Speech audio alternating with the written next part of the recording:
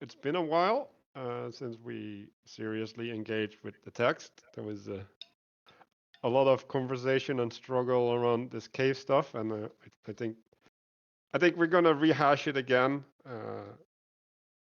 Not so much what's being said, but what's important about it. And I need to get my notes up. So yeah, like maybe someone else can start with like their reflections over like I guess the last months now, right? Like how has this Plato stuff been reverberating in your life? Yeah, kinda. You're doing what's being warned against in some sense.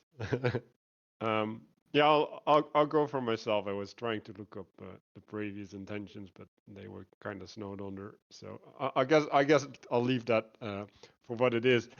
So uh, I t- I've been well reading a lot of Bible stuff, and I've seen it occurring there, and also just in the religious realm as such.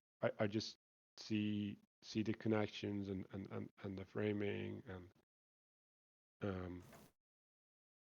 there yeah, I had an interesting conversation about the Trinity yesterday, and I had a realization about how um, trying to uh, stabilize a relationship within an analogy is the cause of a bunch of discord, and it's like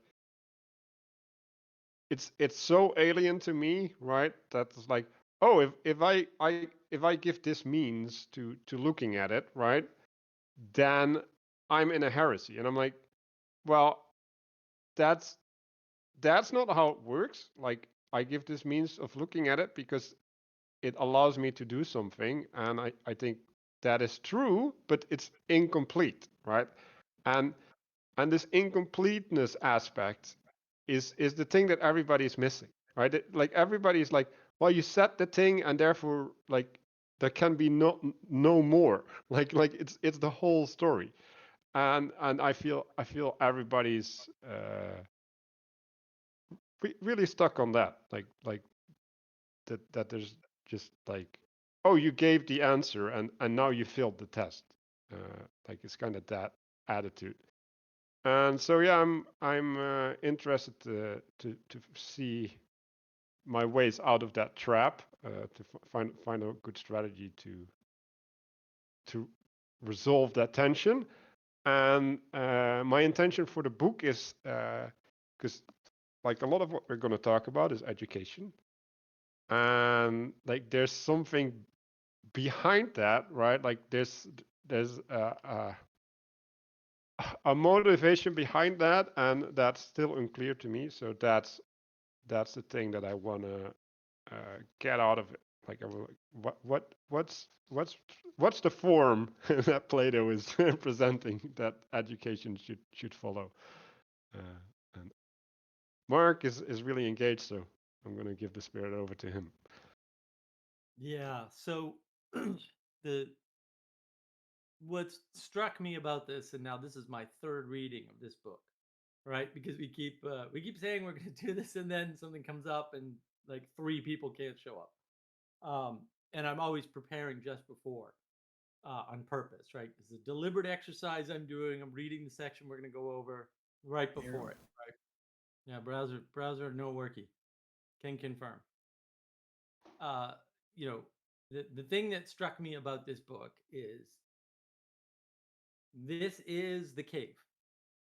And the way people talk about the cave, whether they're talking about, the cave in the Matrix or where Plato's cave is played out, they don't seem to have read the book. It's really that at some point it's that simple. They make allusions to the sun being outside the cave, and Plato states specifically it is not everything outside the cave or the den or whatever the heck it is in your translation is forms. It's soul. The body, the person, does not leave the cave. That never happens. The soul is the thing that ascends. and it seeks intelligibility.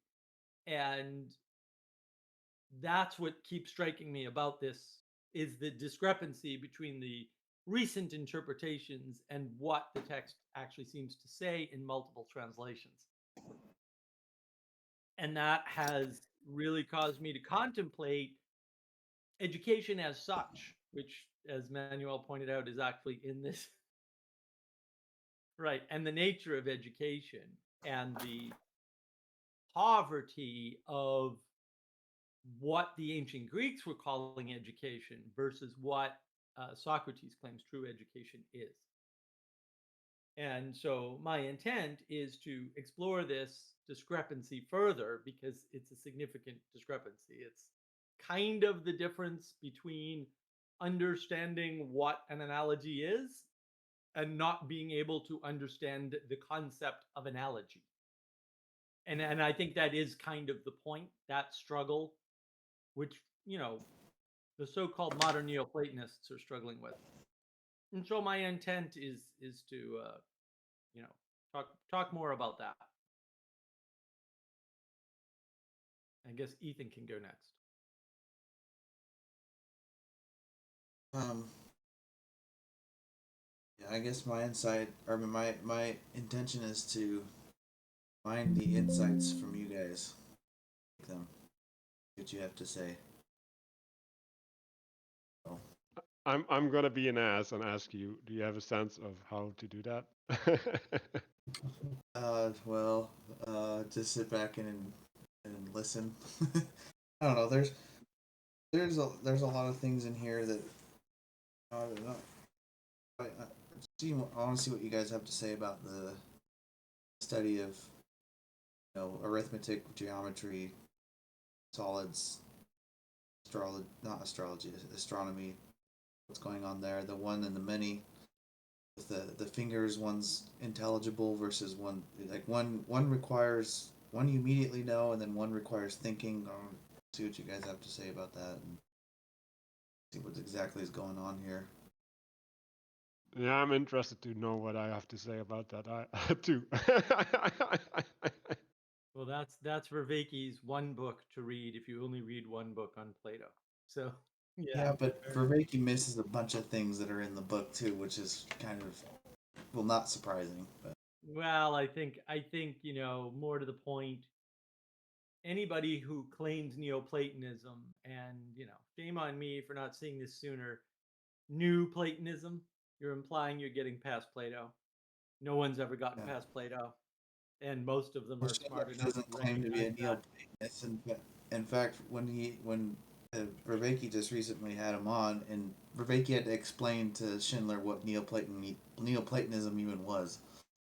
Oh, for Right, real? but yes. Yeah, Oh yeah, yeah. And the thing is, and Danny kind of hinted at this, and so did you, right? The things that people are claiming are Neoplatonism are sitting in book 7. So they're not new Platonism. They're just plain old Platonism from Plato, from the Republic, even not even just right in, and and not even from the Republic. They're part of the book that starts with the cave analogy and moves forward from there. So at some point, this gets absurd. Like the fact that people are missing that many pieces of something that's that obvious is sort of like a little suspicious. But also, that's clearly, very obviously, observably, you can grab the copy yourself and look what's happening. And you know, talk about the irony of not being able to see clearly with your soul the intelligibility outside of the affectation created by the fire that you're trapped in. I mean, just the levels of irony are endless at this point.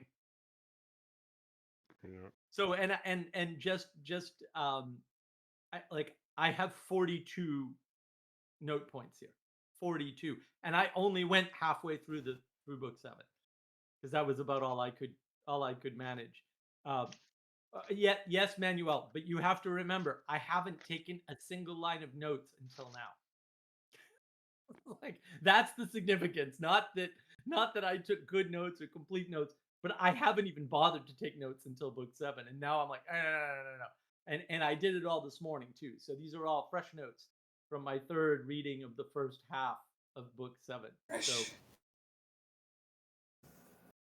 So I want to make a point. Like I think what the Neoplatonists did is they literally decontextualized what Plato did to put it in their framework, which is ironic because I think he actually literally says not to do that. It's like like you need all of the ways, and then it's still not enough, right? And yeah, it's when that's a good point. The theme is it's not enough. Like that is explicitly the theme of book 7, at least the first half. I haven't done the second half. The theme is it's not enough. And that is a pattern throughout the text. And we have to keep that in mind when we're reading this. It always starts out, or at least except for chapter 1 and perhaps the last chapter, haven't read that, or book 1, I should say. It always starts out with this low resolution mapping of something physical. And then they immediately expand out the metaphor or the analogy immediately. And they expand it from the material, physical, actual, if you will, out to the forms. Always. That's the format of every single book so far that I have read, the 7 of them, is that format. And that's extremely important to understand, because if you're not seeing the pattern of the books within the Republic, then you're missing an important source of enlightenment that is contained within the format. yeah, it's a progression, and it's also right. Like it goes from the individual to the city, right? So that's also taking the same Right. abstraction to the more universal. Yeah, I remember. Yeah, he's like, it's at the individual, and they get to the very end. And he's like, but then he goes back into the cave. And I'm like, why would he do that? That's not in the individual's interest. He's like, no, we're not talking about the individual anymore. Yeah, Right. Yeah, switches over. yeah, so that's the context, right? And it's like it's really hard to do one reading of the book and keep track of all of these aspects, right? It's like okay, and Vervaeke talks about this in the Lectio Divina stuff, right? Like you read the text for information, and then you read it again. Well, or you read it multiple times for information, and then you read it again, and then you let yourself be inspired by the text, right? Like then you let the text speak to you, and if you let it speak to you without reading it for the information, then like you're going to imagine it instead of that you're inheriting it from the text. And actually, when I was talking to Jacob, he said something about the plain understanding, and I'm like, yes, there is a plain understanding of the text, but it's mostly inaccessible to people because then they have to remove their person from the engagement with the text and just relate to what is, and that's just not how we function, right? Like we function to make things relevant to us, not to what the writer was trying to convey or is literally saying. So yeah, that's just an interpretation problem that people presume that they can do that stuff, and they obviously don't have that skill.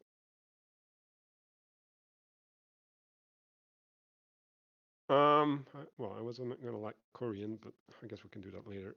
So I'm just gonna go through the cave, right? So you wake up towards the light, look towards the light, you get pain and distress. You you get someone else to explain that you're an illusion, right? So that's an external factor, revelation. And then instructor is requiring him to name objects, right? So there's again an Well, imposition to. well, like you're moving past the whole cave, right? Like the Well, the that's what's happening in the cave, right? But no, but like before that, you have to kind of set things up. I mean, one of the misconceptions of the cave that everybody keeps mysteriously to me repeating is that you somehow free yourself from bondage. Yeah, that is a mistake. It's a Yeah, clear for sure. error. Yeah, it's a divine intervention that frees you from the cave, I believe. Well, Well, it's And or a that's it's person, that's right? way, But it's something that's unexplainable. What's that? it's outside your agency. That's basically the well, point. Yeah, it just says that there's a force. And then what is later said of that force when they talk about dragging down. So it's not in the context of the cave anymore because we're past that metaphor by that point. It's Glaucon and Socrates because they are the creators of the city. And this is what I mean by the larger context. They are the creators of the city. They're effectively playing God. Explicitly, this is from book one. And book one has that pattern. Oh, you can't understand justice from the point of view yeah. of the individual. You can't understand justice from the point of view of multiple individuals. You have to understand justice from the point of view of cities. Let's create the perfect city for justice. That's the framing of the entire text, right? That's the purpose of the Republic. And this I mean, follows that same pattern at a micro scale, right? It's very fractal or self-similar fractal in nature, right? And what they're talking about here is your accessibility to information. And that's what the cave is supposed to convey initially is your material interaction with the world around you rather explicitly. And it doesn't explain why you can't look left and right. It doesn't explain why and how you're bound. There's different, it's ropes, it's chains, it's whatever, right? It doesn't those things don't matter to the point of the text, right? Like you're compelled to keep your head motionless throughout life, right? So you're not moving at all. Like the not moving is actually being a statue or being compelled to be a statue. Or being dead in Christian terms. But yeah. Yeah, and it's a strange image. And Glaucon says that right after the first, first set of descriptions in the first paragraph. And it's basically saying all of your experience is being controlled by two things. One is people that are controlling the world around you that you cannot see, and the other is the fire that is the source of light that projects the images on the wall that you see. And that is referred to as shadow, right? And then what happens is you're dragged out of the cave by a force, like I said, that is later revealed to be Socrates and Glaucon, right? And it should be implied actually, because again, the format of the book is such, uh, but it's revealed explicitly to be Socrates and Glaucon later. And your freedom is not of your own ability or capability. And when they talk about, everybody talks about if you went back into the cave and tried to explain it to others, in the first half of the book, that is not mentioned.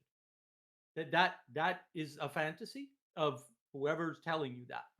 What is mentioned is that if the force, in this case, I think it's specifically the entity that drags you out, right? So it's something drags somebody out. If Well, somebody were to drag somebody out of the bondage, not out of the cave, they never leave the cave. That's actually really important. No one ever leaves the cave, not physically. The physical body is never out of the cave.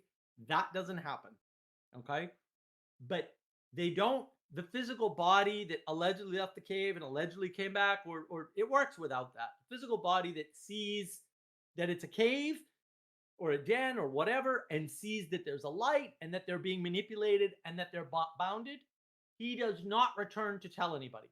That is, I mean, maybe in the second half or something, but this seems to be a misunderstanding or a misapprehension.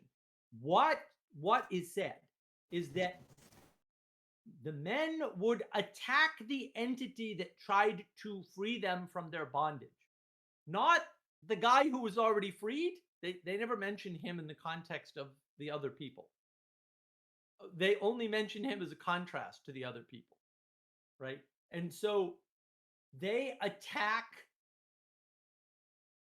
that entity, and they mention, and this might be a translation issue. They mention in that same section there, which is only a couple sentences or maybe a paragraph or something, that they contrast the wisdom of the people who are bounded, who are trapped in the cave, with the person who knows about the cave and how it works. And they're saying those are two different types of wisdom, which I found fascinating. Again, might be a translation. No. That's also in the Bible, Mark. Like that's. Oh, I believe that. Can you say that again, please? Two types of wisdom. Yeah. Part of the reason why they attack the entity is because their version of wisdom is based on the affectations from the light, the fire, and the sounds that they hear, and the fact that they can't move. So they attack the entity because they're effectively comfortable with with the wisdom that they have. Yeah, I would frame it differently, right? So basically, the purpose of education is to promote the good, right? And so when you come in and you disrupt their framing, the way that they're going to understand you is as an agent of chaos and therefore not good, and they will attack you for that. Yeah, that's not at all unfair. And then go ahead, Ethan. Can you repeat that, Manuel, about the agent of chaos part? Okay. So there's earthly wisdom, right? Which is basically pragmatism in some sense, right? It's like, okay, this works, whatever, right? And basically they're talking as philosophers about philosophers, right? So that's basically the context of the people, right? Or the people with authority. And then when these sophists, right, they have their way of being, they have their way of understanding, right? Like they have the ways that things work, right, on Earth. And then you ascend into the world of forms, right? Like Mark said, I do think leave. Yeah, so the constraints thing is interesting, but in some sense, right, you're bound to your body, right? Like in the Bible, it's also talked about, right? So you release yourself from the bondage, right? And you try to engage with things as they truly are, right? And then you're able to gain a new understanding, and they go through this whole process of what that entails. But effectively, because you're relating to the essence of things, right? The the the actual participation, you get a different type of participation to the shadows that are presented to you, because the way that you're understanding them is going to be different, right? So for example, if I tell you uh, don't affirm this person, and then the person tells me no, like I need to affirm that person because they feel bad, and like then I'm contributing to them feeling bad, right? So then me saying don't do that is me disrupting what works for them. Like it's the devil they know. And it's not good, right? If you have a working system, it's not good to uproot that just because someone tells you to, right? It's only good to uproot the system if you have a system in place that can supplant it. That's better, right? And that that's works for them. That works for them. Because right. That too. Yeah. what the big reveal, in this book is that there are different classes in the city. That's the big reveal. It's that the people that are stuck in the cave are supposed to be stuck there. They're actually supposed to be there. They're not supposed to be anywhere else. You're not supposed to free yourself from the cave. You're not supposed to leave the cave. That's the big reveal.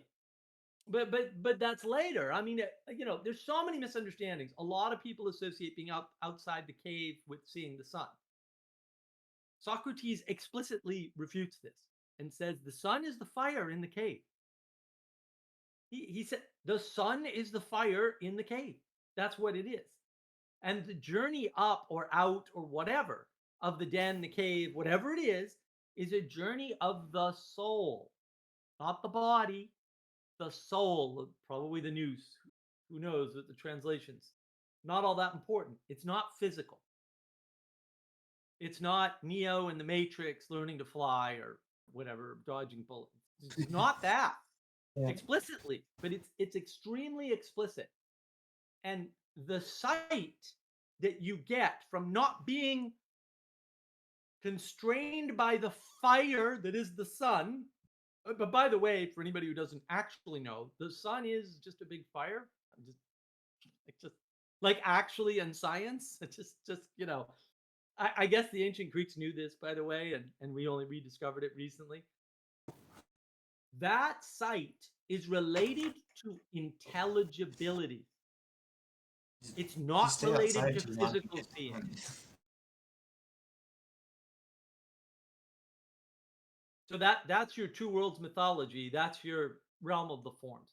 So being outside of the cave is involved not with the pragmatism, with the practical, with the physical material, but being outside of the den, the cave, whatever, is related explicitly to the intelligibility of the forms. And yeah, like I think that framing actually helps because I do want to like contextualize this with the actual ascent and what it entails, at least in the first way that it's presented, right? So the person wakes up, right? So they're stuck in whatever framing that they're stuck in, and then they wake up and they look towards the light, which is the sun, right? And then they get pain and distress, right? So what's the analogy, right? Like, oh, like everything I see on earth, I see because the sun shines light upon it, so that it gets reflected into my eyes, right? It's like, holy cow, like that realization, right? That just blows your mind when you realize that for the first time, right? So it's a contingency thing, and then this is where the instructor comes in. Like it's really explicit that there is an instructor, right? Someone explains the illusion, right? And I think the person that this gets to explain to is the philosopher, like because he is willing to listen to the instructor, right? In contrast to the other people that get woken up in the cave, right? And that's well, I think that's but no one in the cave ever gets woken up. That's part of the problem. There is no mass enclave of cave people getting woken up. The but cave. but This is really important. See, and we need to go in order because we can't like this. The jumping around is where people get this ridiculous idea that the sun is outside the cave and all this other nonsense that is refuted. It's not that it's not there. It's explicitly refuted inside the text. Because what happens is that any soul that is exposed to being outside, right? They are no longer interested in the shadows or affectations within the cave, the den, right? They're no longer interested in the pragmatic interface. And again, they didn't wake up, they were freed. They weren't asleep, they were born into this condition. It's explicit that they were born, right? And then two problems are outlined. One from going from dark, which is cave, to light, which is soul enlightenment. It's towards the intelligibility of the soul, right? Explicitly. And then a different problem, which we would not see as different, but they state is absolutely different, and they make that distinction from light to dark. So there's two problems. And then they say that the people that are in the cave are happier than those, and I'm sure that's a mistranslation, by the way, but whatever. I'll call it contentedness because I think that's the Greeks didn't give two garbages about happiness. It was contentedness they actually thought was the higher thing. So The people inside the cave are more contented than those who have seen the light, and he would laugh at the soul for coming from the light in pity.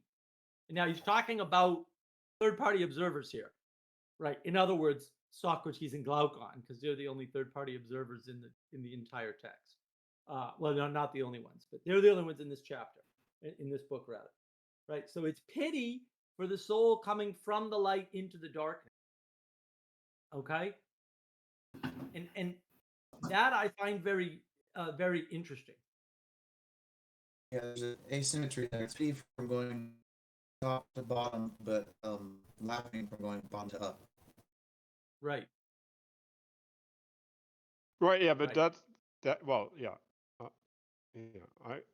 I wanna. Yeah, I wanna reframe it back into the path because I think we need to go through the path, right? So because it's important, right? So someone explains the illusion, right? Which is a revelation, like, oh, like there's something different, and then the instructor is requiring him to name the objects, right? So there's again compulsion, like it's all compulsion here.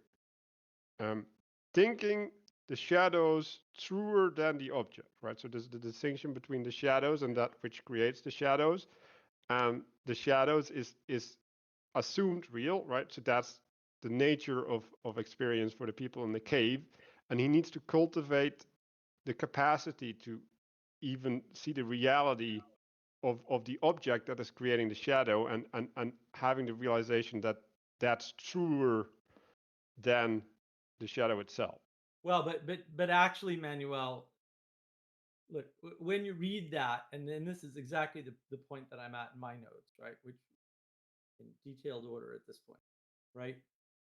Each what they say is that you can they talk about education, okay? And each soul has the capacity to see. And it basically refutes the ancient Greeks' modern idea of or recent idea of education. It says what we say education is not education. They basically assert eyes to see, which would be the Christian context. That's what they say. They throw out the idea of explaining things to people entirely. They say that does not work. Explicitly, this is no person telling you anything. They say that you have to have eyes to see. And that's the magic. So that's autodidactism confirmed, right? And then it says the cave is about the assertion, but the cave is about the assertion of education as a means of asserting knowledge into the brain, which is refuted by being impossible, and the fact that that the capacity for eyes to see means that education comes from eyes to see and not from inserting knowledge into people. That's Yeah, for reference. For reference, I have it underlined. I just barely underlined this. Education isn't what some people declare it to be, namely putting knowledge into souls that lack it, like putting sight into blind eyes. right. It's completely explicit that explaining things to people is not the thing that educates them. And that was fascinating to me because all of Yes. these people in academia are preaching to you effectively about the cave, which is refuted in the book that talks about the cave. I don't know Well, how else to talk about the it's absurdity. even worse, Mark, later in the chapter. Well, it absolutely it gets worse. I'm fully aware. I full notes. But it's interesting to me because after that it says seeing is a function of coming into being together or conformity, right? Which is what it means to know or to become educated. Yeah, there's it's intimacy, right? Our modern conception of education is unintimate. It's one directional. Well, the image of rape comes to mind. It's one directional. We're putting it into you, and there's no participation on your part. This is what you say with training versus education. Education is a communion. It's a participation, a form of intimacy. It requires some sort of relationship. That Did was you the read real. that? Okay. What part is that right there that you just referenced? That's You have 2 or have 3 that- sentences past what you had underlined. Okay. So I had a realization when I read today about the dialectic, and I think the dialectic is actually circumambulation. Effectively, it's you in relation to the idea. You dialogue with the idea, not with people. And yeah, So it that's gets where the revelation comes from, not from talking to people. Like the talking to people is just a means of doing that. yeah. Well, and right after this coming in, coming into being together, this what I classified as conformity. The idea of seeing is refuted, and it's couched in turning around or circumambulation to accomplish the There. object, which again is a bringing into being of the object, right? Mhm. Which to me is explicitly the statement of Neoplatonism that John Vervaeke uses, which makes it Platonic, not Neoplatonic, right? That you're bringing the whole into being by circumambulating it specifically. Right, right. But yeah, but we're skipping ahead, and I'll note also that the way Socrates defines dialectic bears no resemblance to how we talk about dialectic. None. Zero. There's no, it's not even not Hegel. It's not anybody in recent times. It's literally not any of them. There are zero people using what is outlined in the Republic as dialectic. What they're talking about is something not only completely foreign to the idea of dialectic in the Republic, but explicitly refuted in the Republic as dialectic. It basically says dialectic can't be this, and that is roughly not just the Hegelian, but other people's conception of dialectic as such. So the problem is that people tend to. This is what I mean by everybody's got the wrong conception of the cave. They keep taking the stuff that comes after the metaphor is done and over with and dispensed with, and dragging it back into the physical material manifestation where the metaphor starts in the very beginning. It's the first few sentences, right? That's an invalid way to judge the book, because the book is an unfolding. And the purpose of the unfolding from the beginning is to show you that this very simple model doesn't work, and that you have to go bigger in your analogy. You can't leave the sun outside the cave. The sun's actually the fire in the cave, right? Because everything outside the cave is the realm of forms. It's where your soul goes. And then you relate the virtues of the soul back to the body, right? So after this whole thing about how do you conform to something, how do you come to know something, to bring it into being, right? It relates the virtues of the soul back to the body, which is interesting because, again, it was separated earlier in the text. Leaving the cave is leaving your body. It's your soul that leaves the cave. That's super important, because what it means is all the analogies that happen outside the cave are things that happen to your soul and have no bearing and no correlation and no correspondence to the things that happen to your body. And the reason why they relate things back is to show how they're related, not that they're the same. And that's where the confusion is. People go, oh, well, this relates to this, and therefore it's the same. It's not the same. They're explicit about that in the text.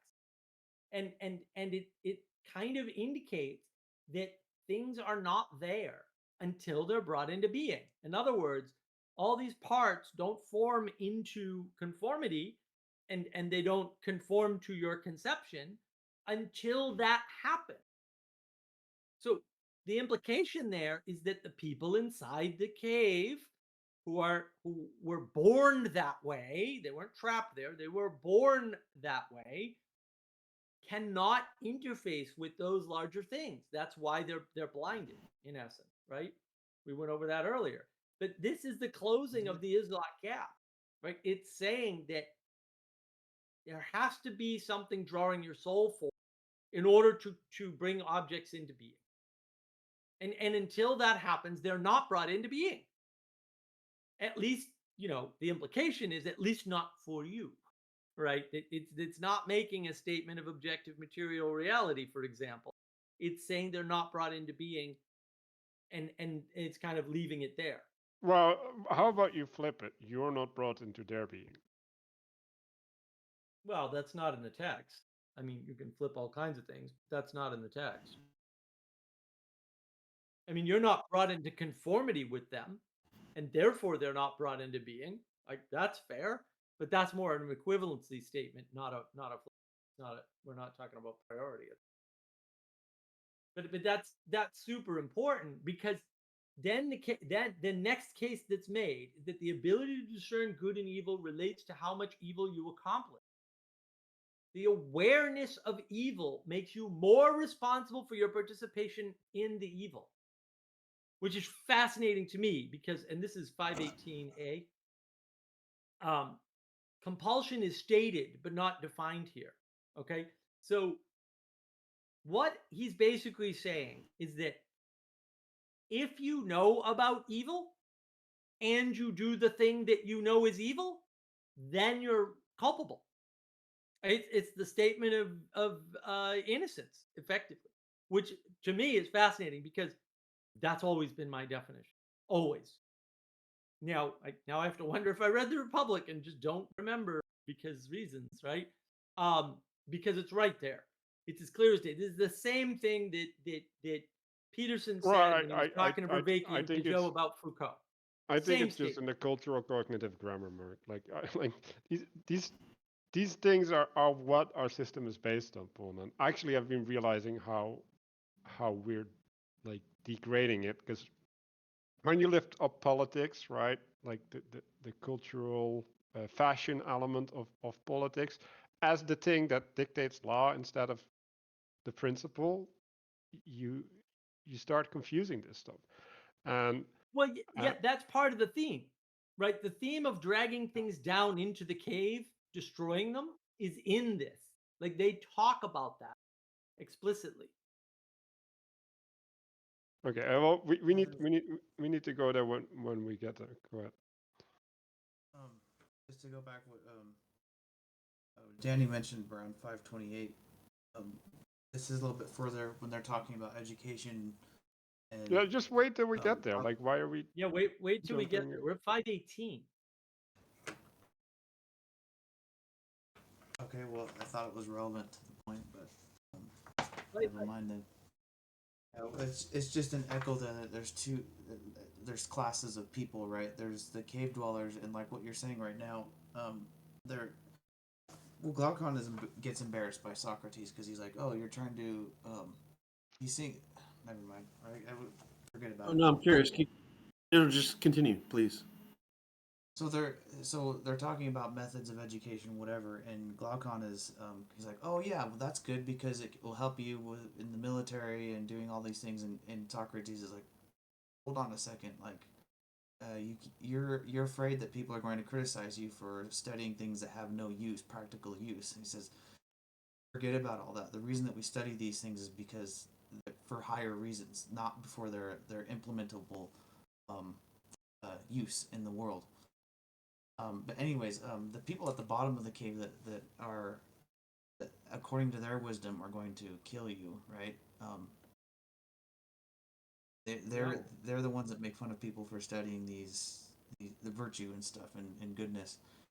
Like what we were saying with in modern times, like it's kind of flipped. The people at the bottom are kind of governing everything. We're making decisions based off of their utility, right? What their measurable effect is. Well, that's always been There's true, but like well, they're what did arguing you that say, that's the Manuel? world that they're living in, and that's why they need to make the city. Like, Yeah. Yeah, Yeah, governed by use, not by goodness. Anyways, right. But the problem is that the people allegedly governed by good, it's not. It's compelled. Again, is interesting because the only compulsion comes from Socrates and Glaucon still, which I doubt they're ever going to resolve that. I don't think they're meaning well, to resolve it. No. I actually think, and Danny said this, right? Like you need a purpose or something. I don't know what word you used, but Right. I think the purpose only gets established at the end of the book, right? Because when the book gets completed, right, like that is the complete justification, and you can't have the justification midway because that Right. doesn't make sense, right? And then you can Right. reinterpret from Well, the end of the book. except the justification doesn't exist because the product of the book is that the system that is outlined can't work. Yeah, And but that becomes the larger issue because the purpose of this is to say you can't build a system that works. That's the whole point. Right. Right, but they don't.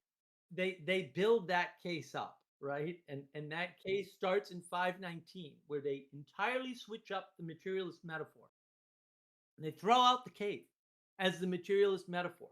And they use this metaphor around children, lead weights, and they connect the eating of pleasure or refinements with turning the vision of the soul downwards. And so this is the start of that argument. This is why jumping ahead is dangerous, because that argument starts at 519. That's where the argument starts. And it says when you pull things downwards or point them downwards is what they're saying, rather than pull. But it implies that the pointing will cause you to go downwards, which we all know is true. The world is attention, right? That's definitely what happens, right? They associate this with being cut off. And then in 519 it talks about those without education. That's that new definition of education, the eyes to see definition, not the stuffing of knowledge into people's heads, right, through book learning or whatever other kind. It could not make adequate stewards of a city. And this is the first time, by the way, that they're talking about stewards of the city in book 7.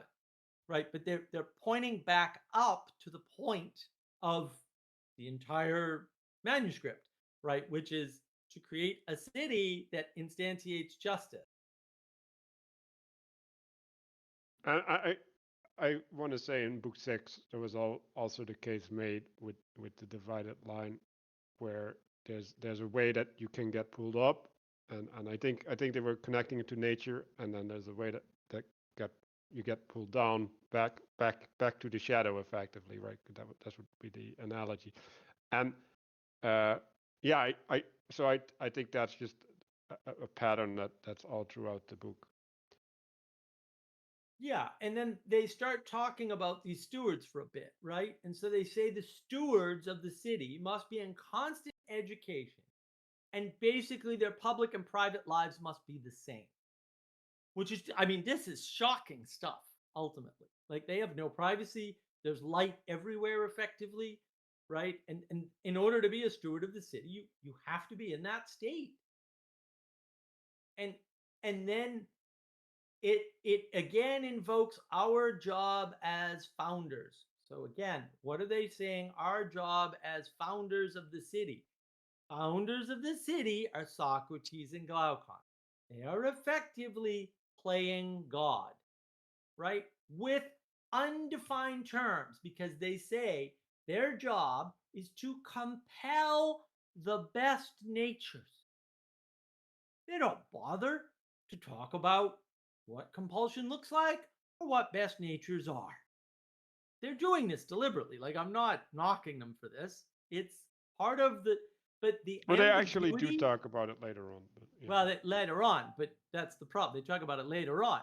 But the ambiguity around compulsion and best natures is seminal and important to the point of book 7.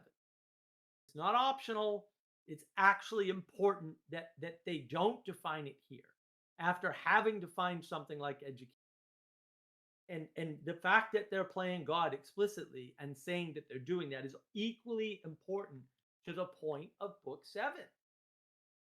And this is where you can get the Gnostic element, where it's like, oh, we're trapped by like we're not being educated, like we're trapped.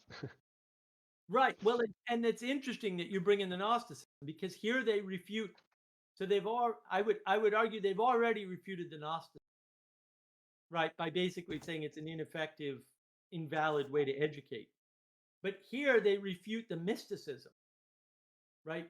Because they must be forced up, but not allowed to stay, right? Despite that being the best thing for them. So we're talking about this philosopher class at this point in the text. I don't think that's necessarily explicit, right? And they must be forced back into where the class of people that were previously cast as being in the cave, right? Although, again, now there's two classes of people because there's the children of lead weights, the guys in the cave, right? And we're all still in the context of the city, which they brought back in right after talking about the cave, right? To, again, they're expanding the metaphor. They have to share the labors and honors of the prisoners, and some of those honors are kind of lame, to put it in modern speak. We'll say in recent language, the honors, no matter how low or high those honors may be, right? So that's what it says.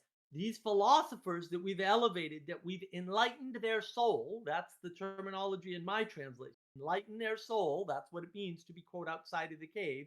It's a soul journey, and it's enlightenment of the soul through intelligibility, basically. They have to be forced into that situation, right? They have to be dragged out. You don't do it as an individual. No individual is framing in this book. Sorry, guys, it's not there. Anybody who tells you otherwise lying to you, you probably shoot them to save the world from their evil, because it's not what Plato says at all explicitly. But then they have to be dragged down again, even though it's not best for them. And Glaucon objects to this immediately on the basis of the injustice being done to the people being forced back down. Being forced back down. And then they have seen the intelligibility. And we're taking them out of the mode of being, going further and further in through the intelligibility through the soul, right? And then Socrates counters Glaucon's objection by saying it is not the concern of law that any one class of the city fare exceptionally well. There's some interesting equality doctrine for you, which I happen to disagree with. In other words, the city constrains. The fact that you're part of a city constrains, even at the group level, which is we're talking about the philosophers. We're not talking about individuals. We haven't been talking about individuals, right? We're talking about the entire class of philosophers has to be constrained because this project as a whole, in other words, the text of the Republic, is about the city as a whole. It's not about individuals. It's not about classes in the city. It's about the goodness of the body of the city as a whole. He says it right here in mine. It says spread happiness throughout the city by bringing the citizens into harmony. It doesn't say anything about each person being equally happy. He says happiness as a whole on the city as a whole. It's Right, interesting because No, but the argument is being made, right? Like there's different sacrifices required of the plebs, the guardians, and the philosopher. right. And the more you get enlightened, the more sacrifices you have to make. And if you're ultimately enlightened, you have to make the ultimate sacrifice, effectively. Well, I don't actually think that's what it says. What it says is that sacrifices are different. So in one sense, and this is the light, going from dark to light and light to dark. It says they're different sacrifices. One's a pitiable one, one's a laughable, right? And the reason why they're different is because what it's saying is every class of person, because it's not about individuals, has a different set of labors and honors, right? So the people that are in the cave are not leaving the cave. They're not supposed to leave the cave. And that is a poverty to their soul, to their soul's ability to intelligize the things outside of the cave. So they've already made that sacrifice. That sacrifice is inherent to No. their I'm being. I'm disagreeing because it's not in their nature. It's not a sacrifice that they made. It's a constraint of their being. It's a constraint of their being, but again, the constraint of dragging the philosophers out of their enlightenment is also a constraint, and it's a constraint of the city. Right.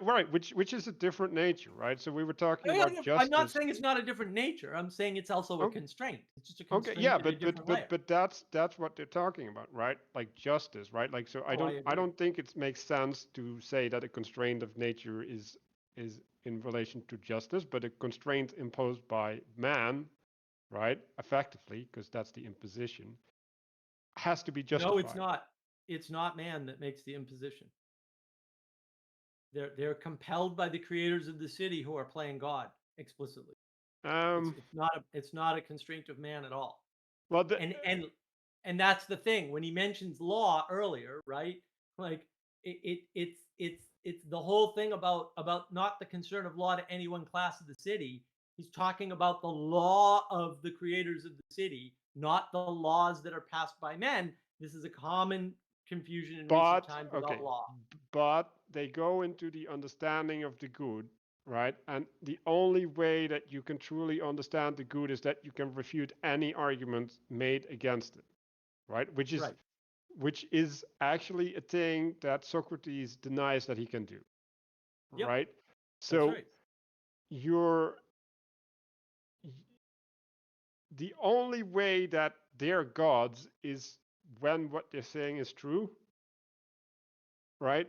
So like there's well, No. In the context of the book, of the manuscript, and of each individual book, because each individual book, they're playing God with a new city. It's the reason why Glaucon says, Socrates, we can't do this, is because he realizes the people that are dragging people away from the chains, the people that are compelling the philosophers back down are Socrates and Glaucon. They're admitting to this. They're saying, no, we're doing this. It's not a force of the city. It's not a force of nature. It's not a force enforced by man, right? Because these are ideal cities. They're not. They have no resemblance to anything we could ever possibly build. That's going to be the end of the book. I have a feeling, right? And so I haven't read it yet, but I'm pretty sure on this one how it ends. Like a yeah, spoiler alert, right? but they're the spirit of the city, like They don't mention that here.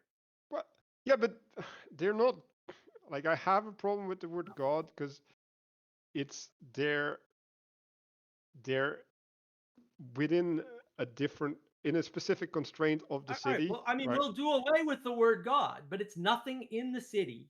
It's The nothing in architects, the that's the law. word It's that they nothing that use. the people of the city have created. It's outside of, it's a force larger than and outside of not only this city, but all other cities. And that's made explicit later on in this particular section, where they start talking In about, that they same actually, paragraph, again, actually. mention the word politics, right? Are you, is that this rogue concept? Is that in 518? Oh, yeah. Right. Well, that was my point about to know evil makes you responsible for evil, right? And to be ignorant of it means you do less of it. Exactly. Right. Well, and it Yeah, I've also got says, right, and it also says that not everybody has accessibility to it. It's not very explicit, but it does say that. Some people belong in the cave and will never leave the No, period, and they're not it's supposed to. no, it is explicit many times over, like really explicit. Like it's even explicit in the way that it says the people who should be doing this education because they're partaking in these professions are actually incapable of doing these professions correctly, effectively. Yeah, well, it does. Yeah, it simultaneously denies the ability to put knowledge in people's heads, but also it's not paradoxical, but it seems paradoxical to the recent understanding. Also, there is an educator class in some sense. That's a poor way of phrasing it, but it's the closest that we got. And Well, it but the whole point of producing this stuff is not for their own benefit. Again, because Glaucon's just objected to dragging the philosophers back into the city effectively, which is the example they go into, right? the philosopher class is produced by the city, by the way, not for their own benefit, but for the building of the city together. And I put revivifying the community. That seems to be the point of this whole, right? And then Socrates states, we, which again he's referring to himself and Glaucon here, won't be doing an injustice to the philosophers, again, by dragging them down, right, back into the city, right? But rather say things to them while compelling them to care and guard for others. In other words, philosophers will not care and guard for the people of the city unless they are compelled by the creators of the city, the forces outside of the city that are outside of human law and the body, right? That greater force that is narrating and creating the city. Right. Yeah. It's I don't. If you finish that sentence, I don't know if it says it in yours, but in mine it says will be just. So the initial complaint was that it was unjust, and Socrates flips it around and says it actually is justified for this. You're absolutely right. Something that's outside of the city, it brings us. I mean, the four causes come after this, but I can't help but thinking that the city is a form, right? A formal cause, and they're dictated by the final cause, which is not within the form. Yes. Yeah, that's very well said. Something else I wanted to bring up here that you know it goes along with this theme that we keep talking about, the architects. So this is from Schindler. He makes this. This is a very, very, very big point that Schindler's saying this is very significant. He says it here. However, Socrates not only transcends the allegory, he also breaks into it from above and becomes present within it. The simultaneity of being above and in is a reflection of the twofold nature of the good. There's an echo here. This is what's really interesting. There's an echo here of the catalogical reversal in the sun imagery by which the good broke into the analogy and became really present in it. You can see Socrates' presence in the cave allegory in two respects. First of all, he is the one who sends the philosopher back down into the cave, and in this sense directly intervenes in the plot of the allegory. As the founder of the image, he enters into it. He enters into it in order, as it were, to direct the action. There's no other image in the Platonic corpus in which the author intrudes in such a direct way. In fact, the rhetorical gesture appears to be unique in ancient literature. But at a more profound level, we see that the paradigm of the philosopher who returns to the cave is none other than Socrates himself. There can be no doubt that Plato intended this connection. He also goes to this is a very significant. This is a climax of the whole work, and it's echoing back to the very beginning, the first sentence of the work, where he goes down, where Socrates. How does it start? I think the first few words of book one are "I Goes went to down." the harbor. He's going down from the hill where the religious ceremony was taking place down to the harbor. Yeah, so this is the peak of the work, and it's echoing the very beginning. Yeah, that's that onion-like nature that Dr. Lantern Jack talks about in the Ancient Greece Classic podcast series there. Right, and something very interesting here that's it's like with the divided line, it was like it goes back and forth, but here it's a lot more dramatic. It's like the author of the analogy appears in the analogy.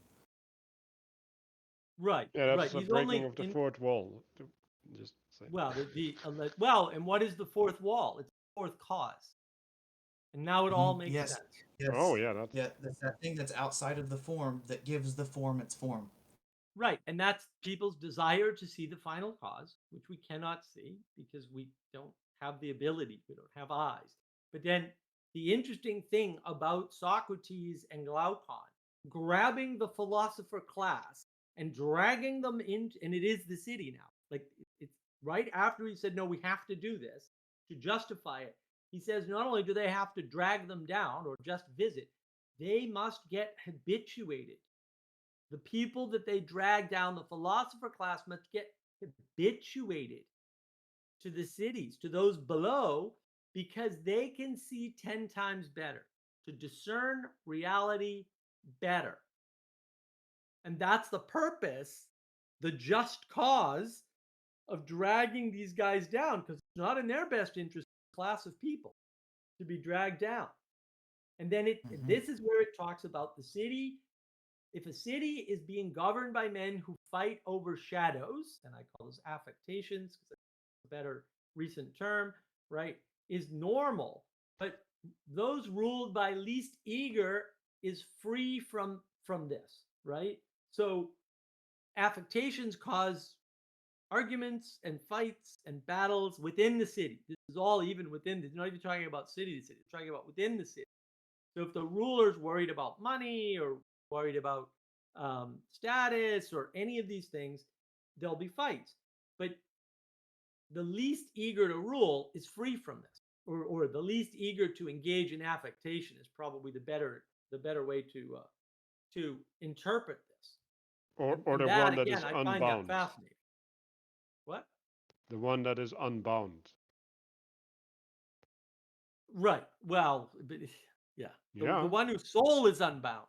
Yeah, That's the one who's liberated from the constraints that pull him down. Because Again, that yeah, I don't think that's what's happening. They don't imply that anybody gets liberated. What they say is, if a no, person they were to be liberated, this is what would happen to no, them. no, no. They Like they don't actually literally say say anybody that. gets liberated.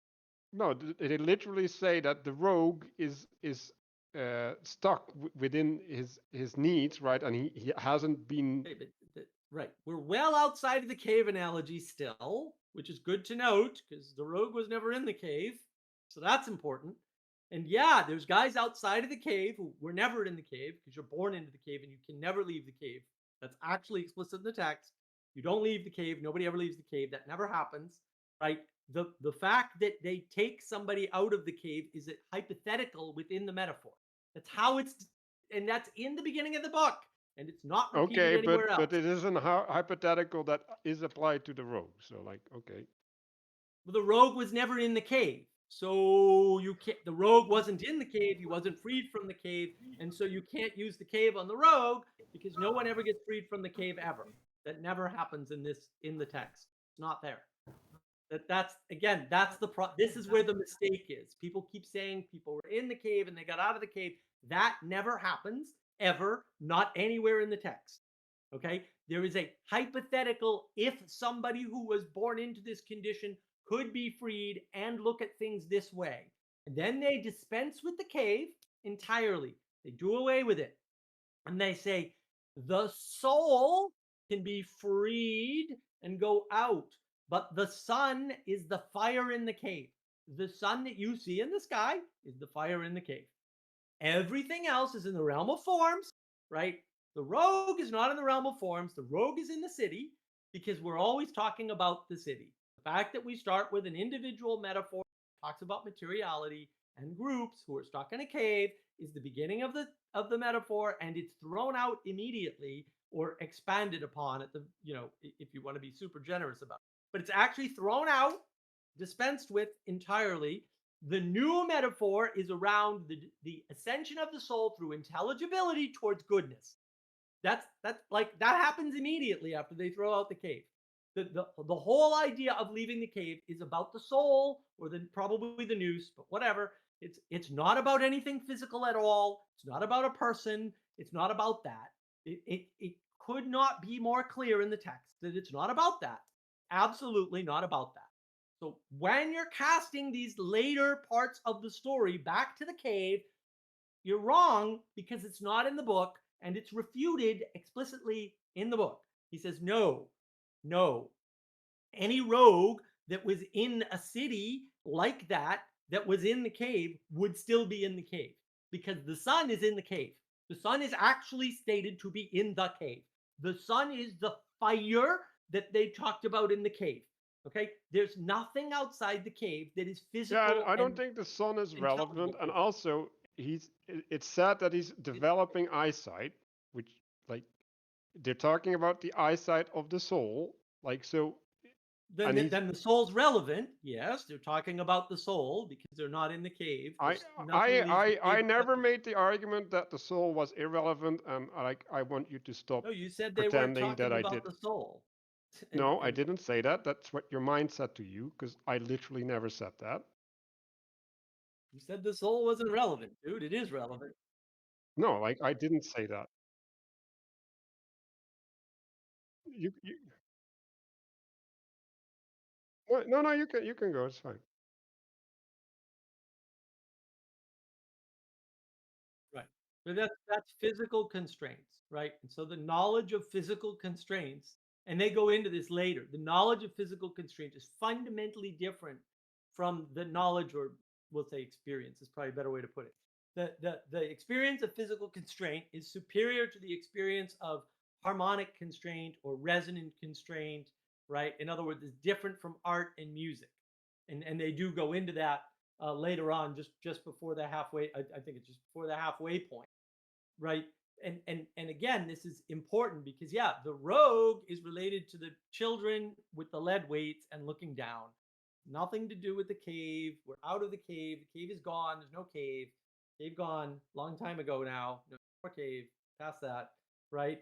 And that, but that's important because now you understand, right, based on the setup, that in order, right, without mixing them, why the cities that's governed by men who fight over shadows is normal, but those who are ruled over by, I don't think it's the least eager. I actually think that's probably a mistranslation, but that's what it says in my text, is free from this problem of fighting. And the reason why I don't think that is because later on, that's not what they say. They say something completely contradictory.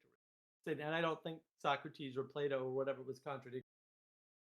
So the important part, though, is we go back into this pattern that we've been in, where Glaucon wonders if the pupils, which are, in this case are the philosophers, disagree, right? And Socrates, oddly, very oddly, appeals to them as not being unjust, which is a weird appeal to make. And therefore, the arguments to get them out of the what he calls the pure region, which is this region of soul enlightenment towards the good, as stated in earlier, will work, which makes no sense because it's actually contradicted earlier on. They have to be compelled.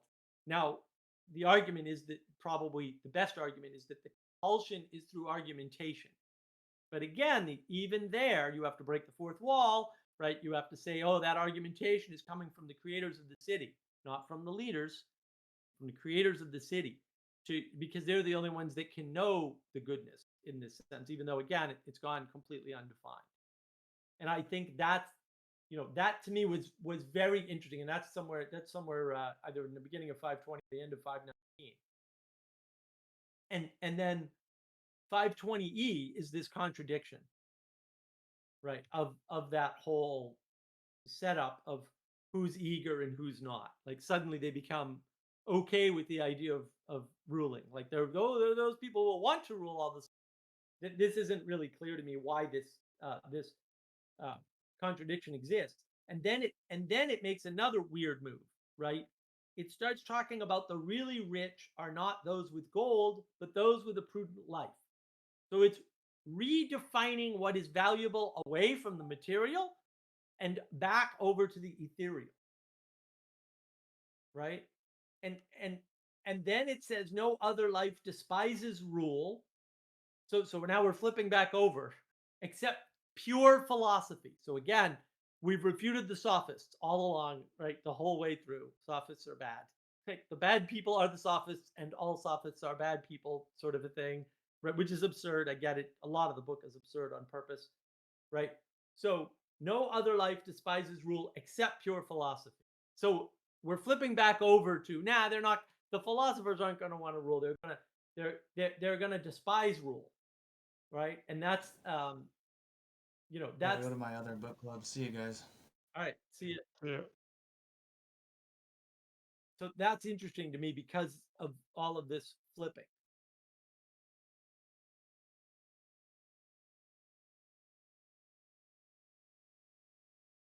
And then in 521b it says, "Who else will you compel?" And I think there's just a bunch of missing pieces in the translation of that, because it's hard to track where they are. And in 520c again, they do mention this thing they almost never mention: politics. So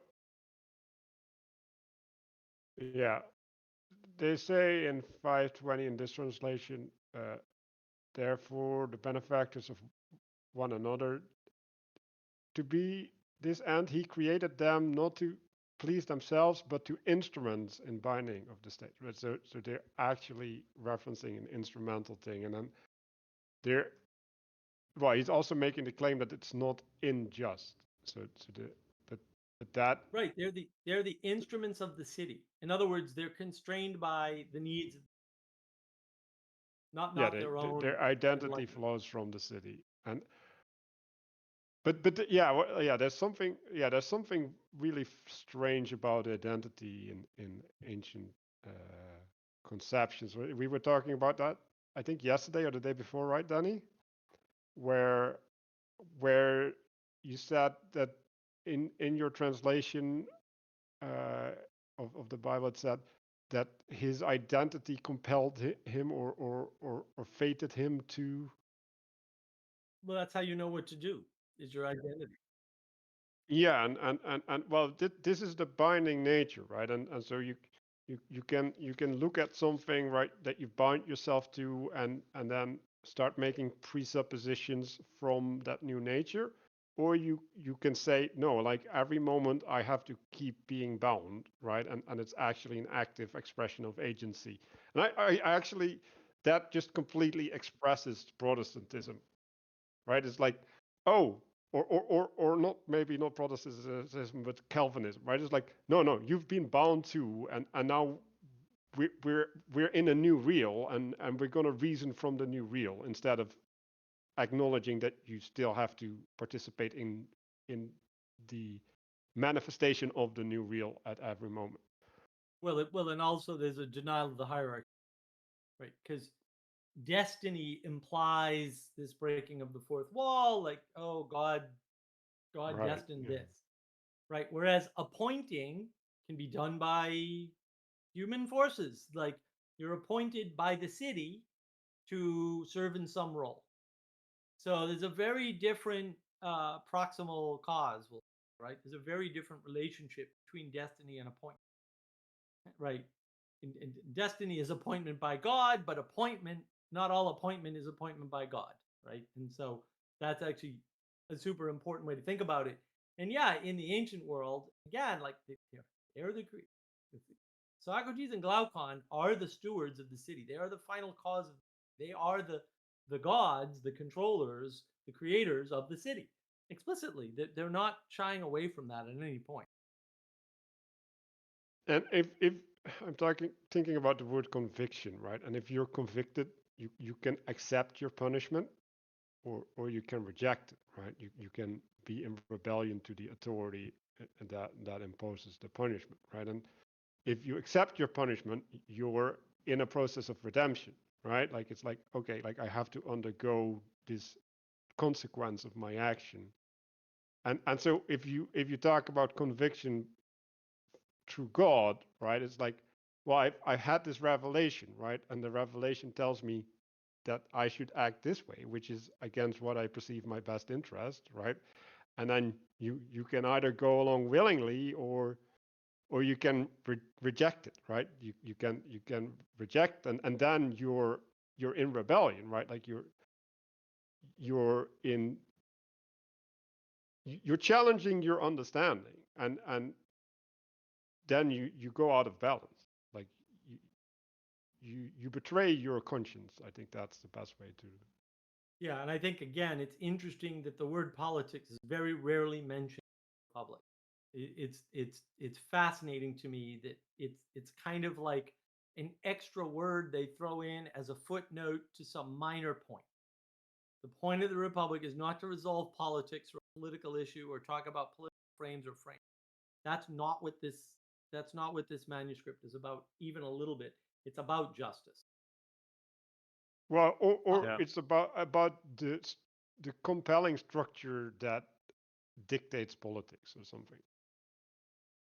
They don't go into detail. Well, they haven't so far gone into No, detail no, no. about But the point is, right? If we have all the pieces right, then the emanation will manifest correctly, and therefore we have ideal politics. I think that's the implication of the book. Well, I want to give some historical context here because actually this part of the Republic now, midway through there wasn't really much extra context I could give, but now we're getting into something which is very much resembling and would have been in the minds of Socrates and all those involved in this conversation as it pertains to the founding of the city or governing of a city. There is this concept in the ancient world, or this well-known character in the ancient world of a lawgiver, like Lycurgus gave laws to Sparta, and the Romans had this man called Numa Pompilius, and he was. All of these men were in.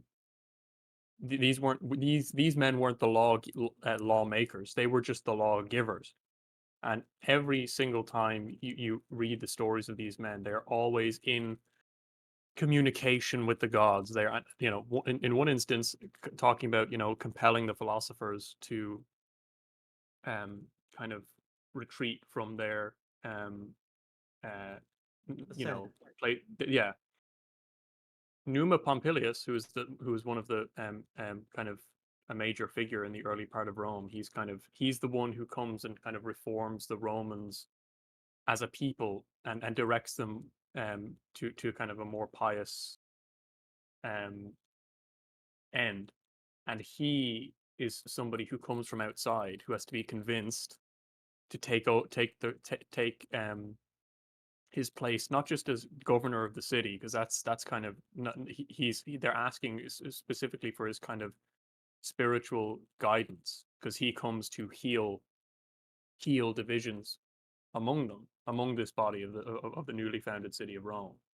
And he's taken from his countryside residence, where it is said he regularly walks in the consecrated places that he engages in the life of a philosopher, and that he's actually in contact with some minor deity, and that impacts how his place in the Roman city. I think that would have been. There's some resemblance, and this is a trend that you see throughout the ancient world. Another good example might be Theseus for Athens, which is the city that this is happening in. Theseus is the founder of Athens, and so there's a lot going on there. Yeah, and it's not politics per se; it's the political life, which I find Yeah, fascinating. yeah, and I will say in all of these historical accounts, not once is the word politics mentioned. It's all actually very much talking about spirit. It's talking about something higher, and it frequently uses, Numa was a just man. He disliked injustice. That is how it is phrased, and it's like, what's going on here? Um, there is something common to what they're describing. So the conversation is shifting, I would say, if I could be so bold, into a sort of trope, not a trope, but a kind of a familiar scenario to all the people involved in that conversation. They would have known the stories of Theseus, of Lycurgus, who these were men who lived, and Numa, 200, 250 years prior to their lives. Yeah, and I think a couple of factors here. One is I think 521 takes a big shift in the book, in book 7. Like it just there's an actual break, and given that it's about that time anyway, I think actually this is sort of the halfway point for this chapter. Anyhow, it's like a natural break in what we're talking about because now again we long ago left the cave. We've long ago introduced new metaphors, nothing to do with the cave, right? We've long ago sort of exited that whole framework. Not that we're not going to refer back to those metaphors. That's what metaphors are for, after all. But like we have new, better metaphors, effectively, for having re-enchanted this concept of the injustice done to classes of people by virtue of being part of the same city. And so that is how I would wrap this particular part up. I would say this first half of book 7 is all right up to 521 is all about the justification, right, for instantiating seemingly unjust actions on entire groups of people for the good of the city, and that's what the justification is. And again, it's never really resolved, but it's like, yeah, it's Glaucon and Socrates who are performing these magical acts and acts of compulsion upon these entire classes of people within the city, up to and including disrupting them from their soul's refinement through intelligibility. That's explicit. I'm not even misquoting here. That's so Glaucon and Socrates are in some sense not taking the place of somebody like Numa or Lycurgus, but the spirit who's informing both of them in their law giving. So this is that's actually probably important to say that, you know, Glaucon and Socrates are not taking the place of these lawgivers. They are now putting themselves in the lawmakers, but not human lawmakers. They are I would say they're taking the place of something like Athena for Athens, or let's say Romulus in his deified form for Rome. So not Romulus the man, but after he kind of disappears in a cloud, which is an interesting thing, anyways. But he's worshipped as a god. So Oh, that's interesting, right? And the guardian deity for the city, that was, yeah. yeah. Mm-hmm. And there will in these stories as well, or in these in history, these tend to always be the same, but there's a shift in focus. So in Numa's story, he's kind of shifting the focus away from the god Mars to kind of what is it? The Greek word is Demeter, the god of farming and agriculture, which is very interesting. The later implications that has on Roman history. Mm-hmm. So I want to get my notes on governments. So that's it's not politics, it's governance, and I think the distinction there is the hierarchy, right? Like you govern a hierarchy, and politics is when you haven't resolved the hierarchy. That's effectively Well, what politics. polis is people. So yeah, that's a good observation. So reluctant governance, right? And is turns to quiet governance, right? And so the reluctance is, in some sense, conservatism, right? It's the unwillingness to intercede and mess things up, right? And so no overstep, reactive to what is brought up. That's I think my interpretation. So things get presented to you instead of that you impose from your position, right? So that's if we go to a relationship to emanation and emergence, right? Like it's like the emanation should only manifest upon that which is revealed, right? It's brought to light to the head. Like that's where you get the analogy with the body as well, actually. Then provide word in virtue and wisdom. And if you want to govern, right, and so that's the imposition, right, like that's dictation. I think that's what wanting to govern is. That's where you attract competition, right? So if you are creating ripples, there's going to be a response, and I think so. So if you have the recognition of the truly good, you will flow with the manifestation instead of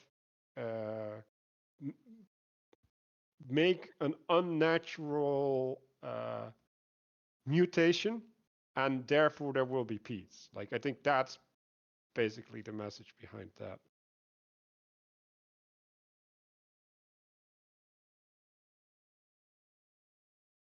That's pretty cool. Yeah, let's land the plane, because I do agree that this is a natural transition. I think there's a another transition somewhere later, but yeah. um, so I guess I'll remind everybody of their intention. So Danny was trying to find means of simple explanation. I was trying to get to the principle behind education, which somewhat succeeded.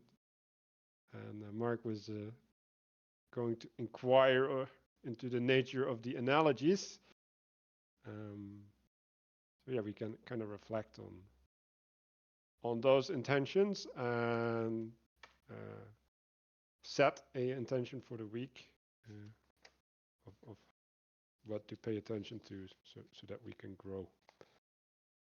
Yeah, I wanted to make a point about intimacy, because I think intimacy is a consequence of the relationship to the form, right? So when you have a familiarity with the form, you can recognize its manifestation outside of the specific context, right? And then you can have a relationship.